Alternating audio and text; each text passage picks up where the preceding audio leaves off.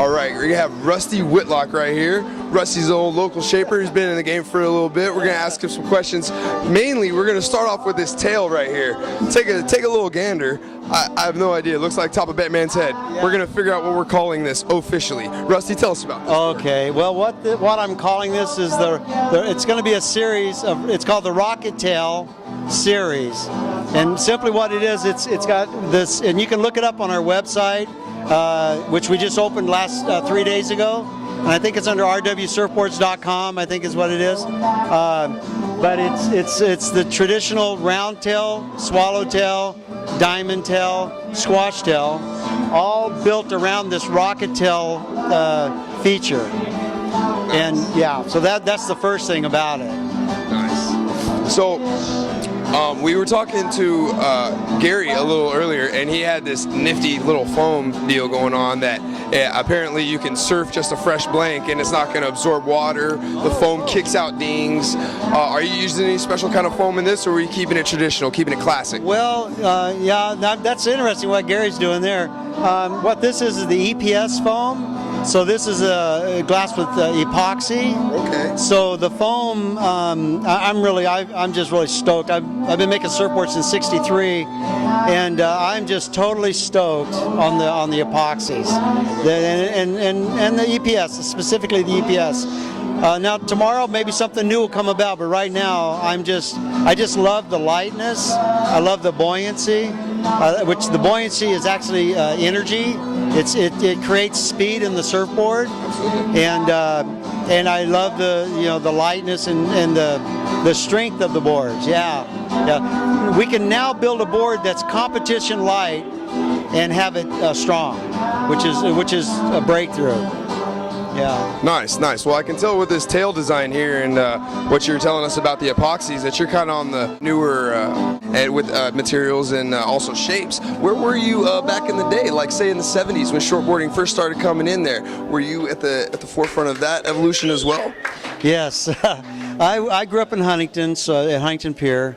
And back in it would have been the mid to late 60s, we were riding longboards. That's all. Shortboard was a 9.4, and I was riding for Greek surfboards, and I had this idea, and then Wayne Lynch, I think, was doing the same thing in another part of the world. It was strange enough, we were thinking kind of the same thing. I wanted to get into a shorter board, and basically had Robert August shape me a board. And I was shaping back then, but I wasn't doing it. I was getting free surfboards. I was sponsored and stuff. So at that time with Robert August, I was riding for Chuck Dent.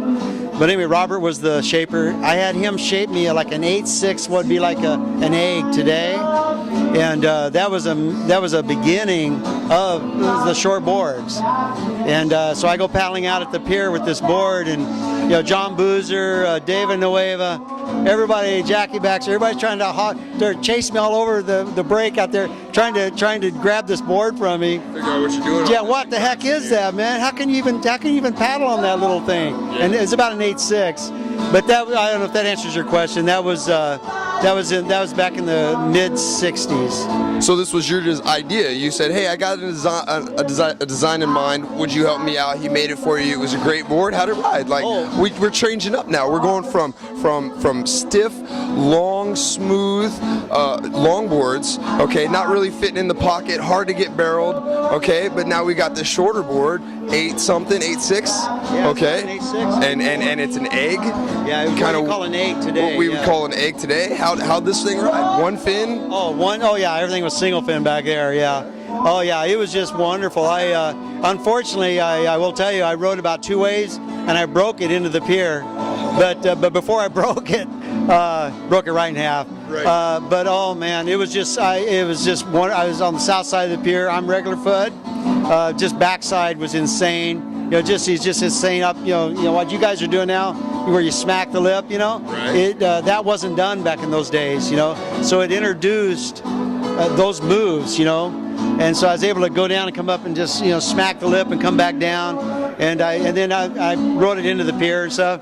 And everybody's lined up, they're almost going to knock me off of this board and take it from me, because I was kind of a little younger than my peers, John Boozer and all those guys. But But after that, I rode it a couple times. Unfortunately, wrapped it around the pilings, a big south swell at the Huntington Pier that day. And but strangely enough, right after that, Greek came out with what's called the pickle.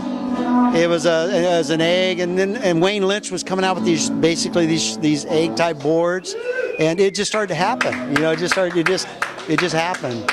That's awesome, being able to be one of the first riders of the shortboard in the revolution there. Not knowing you were doing that. Not even knowing what you were doing. You're just trying something new, enjoying the wave. Pushing the limit. Yeah, trying to push the limit. It was definitely a wave that the board could have gone on. Couldn't have been a better one, no? Sounded like it was pretty intense. Yeah. I was psyched. I got a little visual in my head. You're telling me about this thing. I could just see you, bam, right into the pier. Obviously, you didn't hit the pilings. No, you're okay. That's before leashes and everything. I used the surfboard as a shield. As a shield. Yeah, oh wrapped man. It right around the piling. Yeah. Oh jeez. Yeah. But crazy. That was common everyday stuff back then. Yeah. Nice. Yeah. So, how are you liking the event so far, man? Would you say that this is pretty much like what surfing's all about, man? Coming together of old and young, people sharing stories and where it's come from. Tell me about that. This is kind of like answered prayer for me. Is that right? Oh yeah, I've been really wanting to see the younger people get involved. I was starting to get a little worried about the surfing industry. Mm-hmm. I didn't see the younger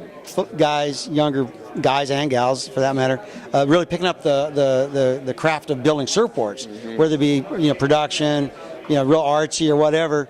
I just didn't see. When I was a kid, I mean, we just lived and breathed this stuff, I mean, I was making boards when I was 13. That wasn't uncommon because there was not a surfboard on every corner. So if you want a surfboard, it was not uncommon. You build a board, So kind of taking it back to the ancient roots there. Yeah. So I didn't see that I didn't see that passion to make surfboards in the younger generations coming up, the crops coming up. I see the passion for surfing, but I didn't see the passion for making boards. But now I see the young guns, what they're doing. And the younger generation, really I see a kind of a trend happening, where the younger guys are really wanting to get into it, and they've got brand new ideas, fresh new ideas. It's who knows where it's the level that it's going to take it to, but it's great. It's great. Young bloods. So it's a good thing. It's a good thing that when I first started surfing, I was like, I want to make my own board, man. This is crazy. I'm got a good foot in the water there. Yeah. I encourage anybody wants to make a board, do it. It may not be something you stay with, but I would encourage anybody who wants to do that, do it. Yeah, absolutely do it, because it's a blast. It's a blast. Well, thanks for hanging out with us, Rusty. You enjoy the rest of the event. All right, we'll see you around. Let me get one question in here. This is going to be biblical. This is for everyone. Listen aboard. If God was a surfer, what kind of board would he buy Jesus? Oh my gosh. If Jesus, I've heard that, what's that phrase? What would Jesus do? Okay, well, what would Jesus surf? I guess is what we're talking about. Well, I think he would probably ride one fin, one God, one fin. Yeah. Right. Thank you very much. Was that a good question? Is that the right answer? Put that on the Surf Star episode. Thank you very much. Mateo. Everybody, here you go. Thank you, buddy. Thanks, man. All right, guys, let's go find somebody else to go bug.